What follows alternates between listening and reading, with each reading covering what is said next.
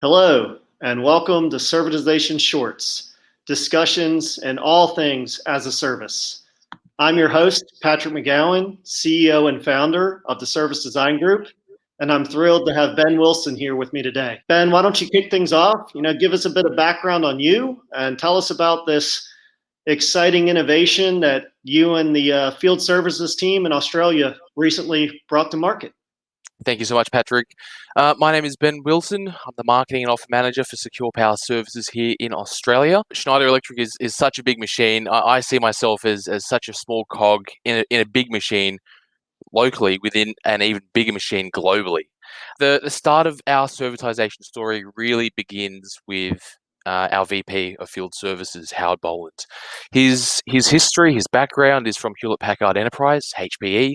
Everyone knows all about these cloud companies transitioning customers, away from ownership into true outcomes-based services, and now it's coming to Schneider Electric. We've semi-recently, released a new offer called EcoStruxure Outcomes, Secure Power as a Service. So let me just go into the definition of secure power. So for Schneider Electric, for us, we deem secure power assets as critical power and cooling assets that are a requirement of our customers who have data centers, who run surgeries, who need that backup power or critical cooling applications for their business. And so what that really means is UPS systems, so uninterruptible power supplies, battery backup, and critical cooling systems that are used for cooling down potential processes or data centers or servers. So secure power as a service really allows our customers to transition, to move away from the actual ownership of those assets and to come to Schneider Electric to have us provide the outcomes that those assets, the hardware, the software, and the services that they would have had to purchase up front and access that in an as-a-service manner. So the operative word of our offer, EcoStruxure Outcomes, is outcomes. I sort of want to get you around the two different orientations that we see with our customer. The asset orientation is what our customers would have traditionally they would have been forced into, buy, own, and operate. They would have had to buy the box, install that box onto their site, get somebody to look after it, monitor, repairs, and then at the end of the life, they have to figure out that whole cycle all over again. With the outcomes orientation, which is the operative word of our offer, we really look to provide the outcomes that our customers are looking for. So we've got an example. So, 95% of airlines, they pay somebody else to look after the jet engines on their planes. So, their core business is moving people from A to B as safely, as efficiently, as professionally as possible. That's their core business. Their core business is not jet engines. They look to somebody else. They look to Rolls-Royce for that. And in that same manner, we are providing the outcomes of the secure power assets, so critical power and cooling, to our customers who see it as critical to their business, but not core. They look to us to provide the outcomes on their behalf. This is servitization as a service at its finest. The outcome play, not just a pricing switch to a subscription, but truly let's get to outcomes, right? We will deliver something at a level of expertise and value that you cannot achieve on your own. And then you can focus, dear customer, on your core business.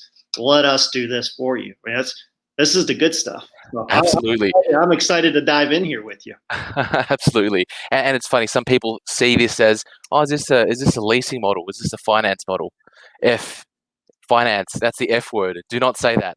We're providing outcomes, not a different way to finance a box. Yeah, absolutely. Yeah, it's funny how these things can get trapped with your customers. And I imagine we'll talk a bit too, even internally, that people bring their pre-existing understandings or maybe biases to the table, and they can kind of block these rather attractive innovations and offerings from getting to market. So Absolutely. let's, one thing I'd like to start with you is, what's wild to me is that the team did this during a global pandemic.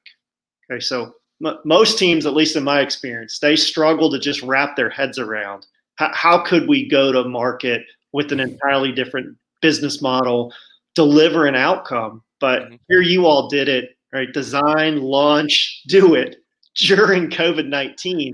I'm curious how much that's part of the innovation story here. Absolutely. The company is moving in that direction anyway.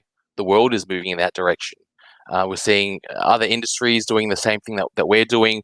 We need to be, on the front foot here, ahead of the wave, COVID or not. So it did get into our way. It slowed down a lot of deals, but ultimately we had to get this done for our customers and for our company as a whole. It just had to happen. There's a phrase I love, which is luck favors the prepared mind. It wasn't COVID hits, and then we better figure out a strategy. These things were brewing, and maybe COVID just helped nudge everyone along, or it was just good timing, and you were going to do it in spite of COVID. I shouldn't say good timing, but there are things that you can control, and then there are things that you can't control. So I'm a strong believer in trying at least to control the controllables and doing your part to move forward. Yeah, well said. Well said. On that topic, someone I'm all in on services, servitization, as a service transformation. I'm always intrigued by, so there's like the strategy view of this world. Here's what a business should do. Why not do this? And then there's the individuals. So maybe a bit of for you and maybe the team as well. I'm curious, what put you all on this path to doing an as a service offering? What's your servitization journey? Absolutely. So our journey really starts again from our VP of Field Services here in Australia, Howard Boland. He's come out of HPE, so he helped to bring forward all of those as a service innovations in HPE. He also brought forward some very intelligent people, also from HPE, on board to help us understand where we are as a business today, and what needs to be done, what processes need to be put in place. What are the next steps to go from fully transactional business, our ordinary services, to the full servitization and our outcome-based servicing of our customers using this new offer. The people that he brought on board again were from HPE. And they found that the same sort of problems experienced in the IT world are also really pervasive in the OT, the operational technology world. These problems have always been around for UPS and critical cooling. People see these assets as necessary evils. They're critical to their business, but nobody really wants to care about them. There are these boxes in the corner, in the back. They're doing things. They're keeping my business operating, but I don't know anything about it. I don't want to care about it, and I only really care about it when things fail. And when things fail, my operation, my business grinds to a halt. And when things fail, you cause downtime, and that's why people have this equipment in the first place, to prevent that downtime. We were really able to solve a number of key problems that our customers have always complained about over a long period of time. So I'll just quickly go through what we call the 5 pillars of EcoStruxure Outcomes. Okay. So zero CapEx is required. Typically, our customers would have had to go through very long, protracted CapEx requisition cycles. That would have had their operational people would have had to reach out to their finance people and say, "Can I please buy this box? It's going to cost us $150K." And then they have to forward that to their leadership team and either budget for that or find the money. So it takes a long time to put in critical infrastructure, and one part of this pillar solves that problem with zero CapEx required. The second pillar is alignment of cost to usage. When you're buying a box, it's a massive upfront capital expense, and being able to provide the outcome to our customer and charge them for what they actually use is exactly what our customers are looking for. People want to pay for what they actually consume, and not just buy a box and think, how do I attribute this box across my operations. The third pillar is full lifecycle management by Schneider Electric. So we own, we maintain, we install The asset is our responsibility. Many of our customers do not have electrical engineers on site. They are not experts in this technology, and we are the experts. We have the equipment and the expertise and the tools to provide that outcome to our customer, so that our customer doesn't need to worry about that box in the corner. They just look to us, and we provide that outcome to them. The fourth pillar is agile provisioning. So very important, much like in the IT world, when you need more capacity, you get more capacity. And that ability to flex up and down, which is pervasive in the IT world, is now available for customers who are using critical power and cooling products. We see in the past that many of our customers buy the biggest box that they can actually afford today for their requirements in 3, 5, 7 years' time. That's really not efficient on capital. That's not efficient on energy. We're finding a lot of our customers are operating equipment that are running at 30% efficiency. Sorry, 30% capacity. And when you go down the path, some of these older generation UPSs, 30% capacity might be 80, 85% efficiency. So 15% of that energy going through the UPS is turning into heat. And, we have modular solutions. So when our customers need more capacity, we can go in and slot in more capacity and charge them an incrementally higher amount per month as what they use. And leading into that final pillar, maximize efficiency. Because we're right-sizing the equipment to their requirements today, they're not over-servicing a box that's bigger than they require. They're not, putting too much electricity, too much power into this oversized unit. We've right-sized their requirements for today, and that's more energy efficient than buying the biggest box that you can afford. And finally, I suppose it's interesting. I'm not too sure if you've seen stuff with the World Economic Forum. Yeah. There's one line that's gone around: "You will own nothing, and you'll be happy." I think that's completely wrong. Okay, you will own some things. You'll own things that are core to your business, but you might not own things that are non-core to your business. And by outsourcing to somebody else, you will be happy or happier, right? Transitioning away from ownership of things that aren't core to your business, aren't critical to you as a business, your operations, will make you happier over the long term. Absolutely. So if we stay in this kind of path to anything as a service that we're discussing, I mean, these 5 pillars, to me, they almost exemplify the case for servitization in many ways. And there's macro trends at play here around customer preferences. I'm curious, was this, customers were starting to ask for this and you were responsive to those signals? Was this leadership vision, let's get ahead of this, somewhere in the middle? Because to me, this is where a lot of people struggle with this as well. Is my industry ready? My customers aren't asking, but we see this playing out across industries. And now we have this really compelling example you're giving us that it checks all the boxes. I would just love to hear a bit more about where is that, that push to let's go do this. Was it customer driven? Was it, inside the 4 walls driven, or is it in that squishy space in between that's hard to identify? I'll be honest, it's all of the above. Yeah. So let's be very customer focused. Our customers always complain to us, "Oh, it takes so long," or "This box is very expensive," or "Can't we just access this as a service? Is there some other way to access the outcomes of this equipment on my site?" So it's a continual problem for all customers that see our equipment as critical but not core to their business. Looking further in, the word Uberization as a service, these are key headlines that nobody really understands how to transition your transactional business into an outcomes-based offer. And I think it's a really natural evolution for our team within field services to provide additional value to our customers.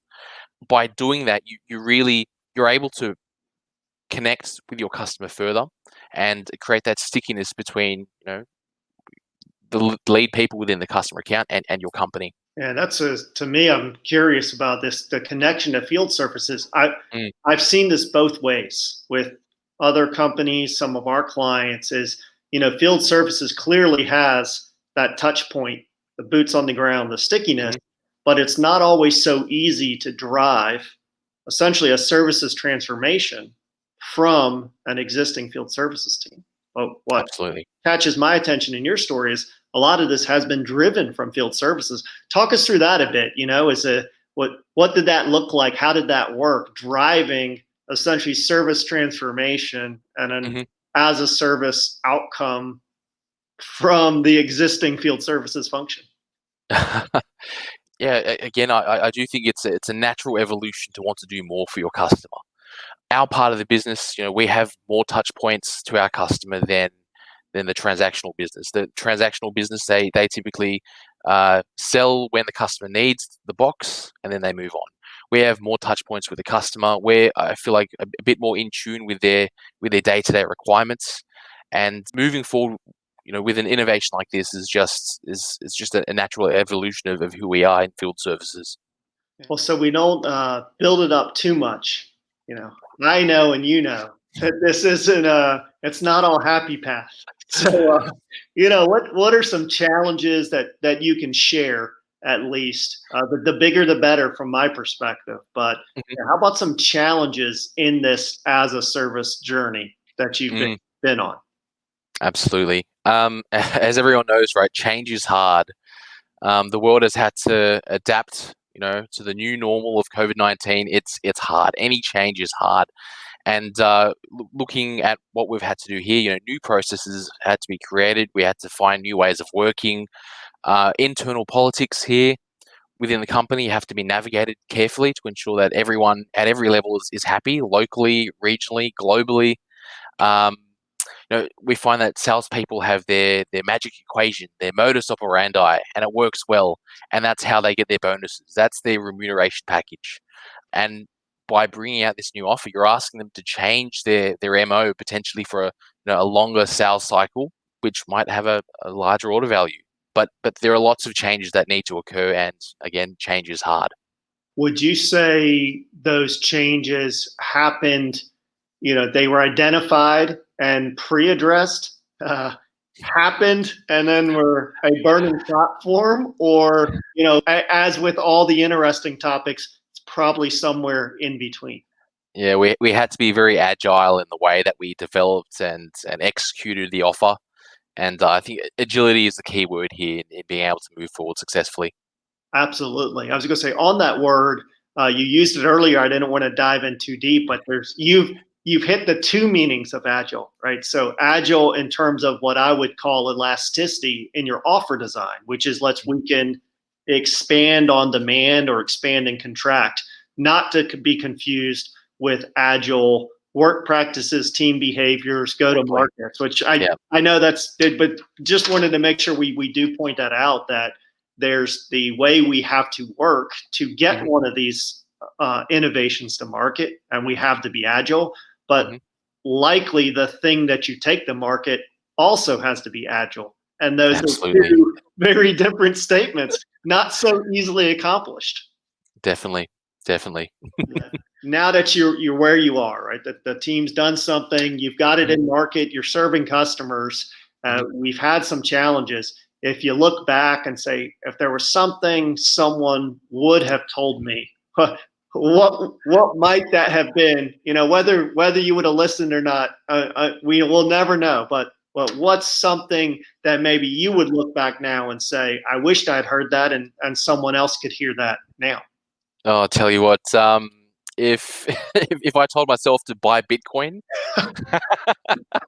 I'm kicking myself now. I should have bought Bitcoin, but really, if I could have gone back in time and given myself some feedback and some nuggets of truth, doing something different, doing something more, and asking for more out of people when they're already maxed out is hard. And so I think it's really about just finding the right people, working with the right people, and finding their motivations to continually improve while they're already maxed out with work. Yeah, with their other jobs, so to speak. Exactly. as you're embarking on this transformation.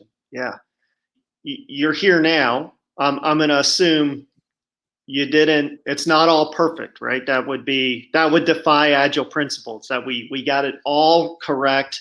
It's completely ready for scale right here. Continual learning. Yeah. That's the key word. Yeah. Yep. So what are some challenges facing, you, the team, that are immediate here and now, that we could all learn from? Definitely. I think the key thing that we need to change in our customers' mind is the way that they think about as a service for their critical infrastructure.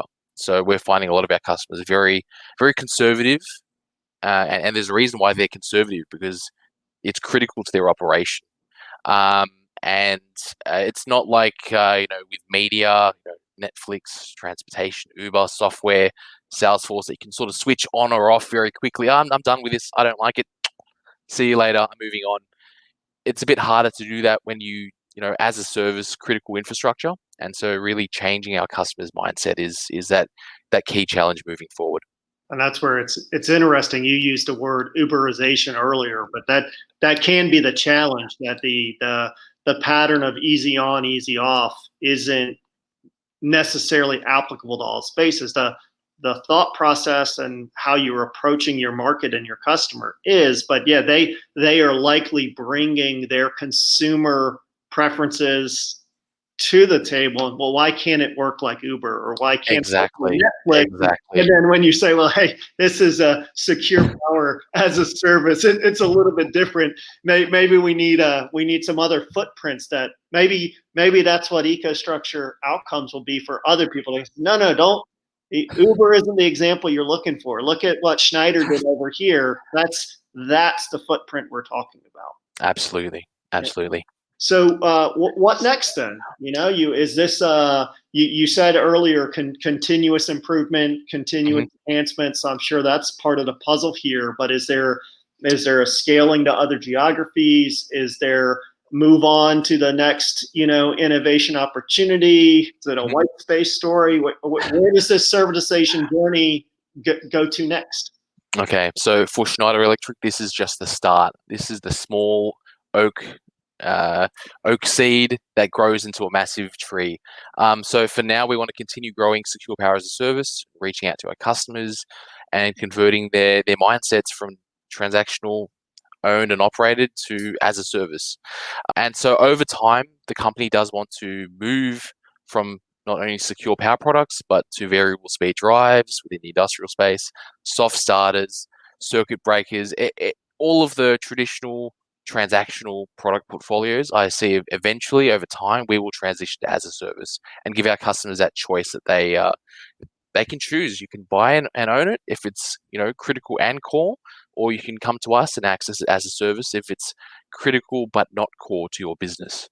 Fascinating. It's going to be exciting to watch. So as we're kind of looking a little bit towards wrap up here, one thing that always strikes me in the servitization as a service discussions is sometimes we'll all throw out some jargon or buzzwords. It's inevitable, and then in your case, it's a very specific offering with its own set of acronyms and jargon. So I like to do this thing called "Let's Get Real," which is we strip all that away and we just say, "Yeah, it sounds good." But Ben, you as the individual, when you think about this thing that you got to participate in and take to market, because it was a team effort, but then there's you, the individual. When we strip it all away, what just gets you excited about this thing that went to market? I'm really excited about solving customer problems in new ways. And so my head is saying, if we can go to our customer and tell them, hey, stop worrying about stuff you don't care about. Just, focus on your customer, focus on your core business. Let the secure power products be our business. Let us provide the outcomes for you. That gets me excited. Much in the same way as Netflix. I don't need to buy the DVD. I don't need to buy the DVD player. I can stream what I need when I need it. I've got that full control, and I want to pass it on to our customers and give them that chance to access that same experience, but for secure power outcomes. Yeah. And then the other half of Let's Get Real is what gets your customers excited. So this is not the perfect testimonial that the marketing group would like, but like what have you heard directly from customers when they're just, this really gets us excited? What does that sound What does that sound like from your customer? It sounds like I'm able to de-risk my operation. I'm able to not think about these things that I'm not an expert in, and pass that through to Schneider Electric. And so that there's that risk factor, and then there's I've got more time to focus on the other things that I had no time to focus on. We're now solving problems that we had no time to fix, and that's the feedback that we're getting. Pretty awesome. I guess that's when you know you are in the outcomes game now. Absolutely, absolutely. The last thing I want to do with you here is something I call the Servitization Blitz. So it's 9 questions. The idea is we'll rip through them as fast as we can, call and response style, and we'll see what comes out. Starting with why aren't more companies doing as a service? It's scary, very scary when you've got no experience and time, and it's quite hard to do. What's your personal favorite for an as a service in business? Any cloud-based SaaS. Yeah, they make it so easy to use. Somebody else manages the back end. I only need to access what I need from the service, and then I move on. How about personal life as a consumer? I love Uber and Netflix. I get what I want, how I want it, when I want it. If you could create a new service and it would be available tomorrow, what would that thing be? I've been doing a lot of research around this concept of a-commerce, so automatic commerce. So Amazon, Google, like all of these companies have all this data about you. They know who you are better than you do. And I'd love to see a service where they send you things that they think that you need at a time that's relevant. And if you decide to pick it up and use it, then you'll be charged for it. And if not, they'll pick it up the next day and they'll move on. I think there's a lot of innovation in this space, and I really think that's the next step in being able to solve customers or people's problems. And if you could consume a new service starting tomorrow, what would it be? Would it be that one? Yeah, probably that. I feel like I'm just so busy as it is. I know I need things. I know that the companies out there know who I am and what I'm doing, and just give me what I need when I want it. I don't want to think about it. Just give me that choice. Yeah, just do it. Okay. Just do it. What's your preference, outcome or subscription pricing? That's a tough one. So I think outcomes for expensive things, so things that have like a medium to high marginal cost. I think you really want to encourage people to use only what they need, right? And so that works out really well for things like critical infrastructure. I'm a big fan of subscription for the cheaper things, so the things that have pretty much zero marginal value. Marginal cost. So stuff like Netflix, your media, Spotify, it encourages you to access the whole portfolio of media.